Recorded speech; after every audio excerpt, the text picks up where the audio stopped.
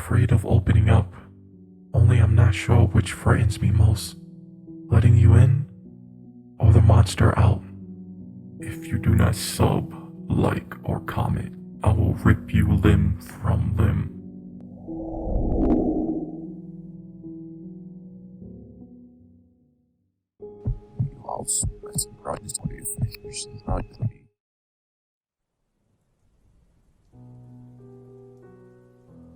A few years ago, I dated this Native American girl from the southern Utah Indian Reservation in Ignacio, Colorado.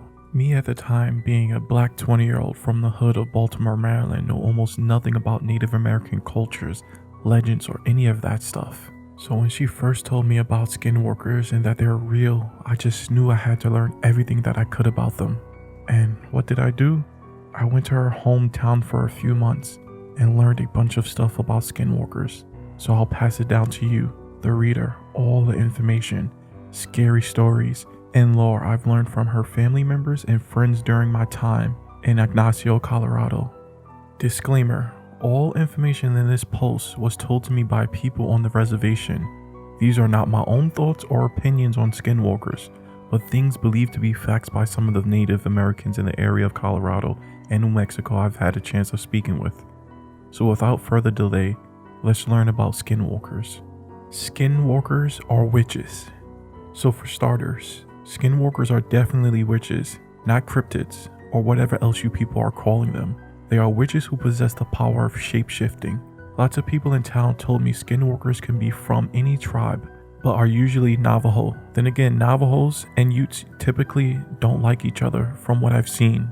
If you want to know why, research Skinwalker Ranch. So I don't know. This could be true, or it could be just shit talking between tribes.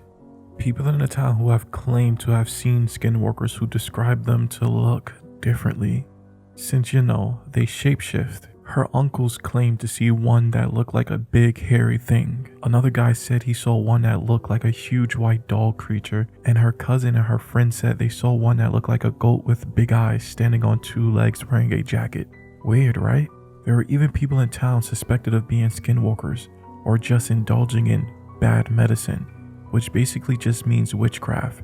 These people are known as bad medicine men. There are good medicine men as well, but these good medicine men are not skinwalkers. They can, however, combat spells put on a person by a bad medicine man. Do not whistle at night. One thing that attracts them, that most of you probably didn't know, is whistling. People on the reservation would actually get upset if anyone were to whistle at night. My girlfriend actually told me this story when she was younger with her friends during nighttime out in the boonies, which is basically just in the middle of nowhere. She kept whistling just to be an asshole and piss her friends off. She only stopped when something in the distance whistled back the exact same way she had whistled.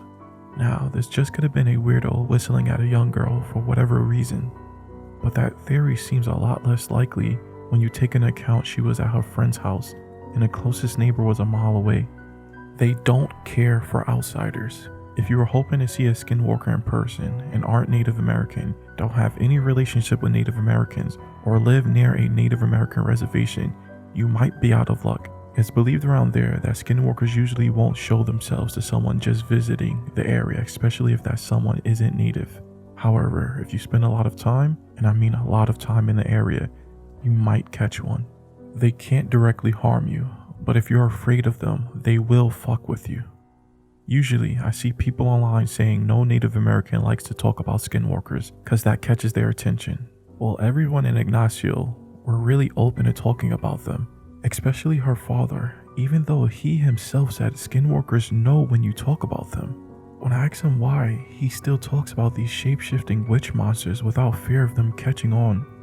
He told me he flat out wasn't afraid of them.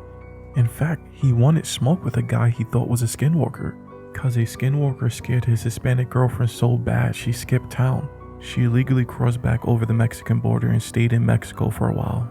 He told me skinwalkers won't outright attack you or kill you, but they can still cause you harm. They might do this by jump scaring you and causing you to crash your car, killing your livestock, or casting spells. If a skinwalker or a bad medicine man gets a strand of your hair or something else of yours, they can cast a spell on you, causing you to become sick or giving you very bad luck. They've even been known to separate couples, just like how they scared his girlfriend back over the border. Eventually she came back and told everyone about her skinwalker encounter, but I'll tell you that story another time. Now that's just some of the info I got while I was down there. I even got scary stories and shit too. There are even things in the Colorado, New Mexico area a lot scarier and more unexplainable than skinwalkers. Let me know if any of you want to know more. This is your buddy Darkness, and remember, darkness is only a switch away.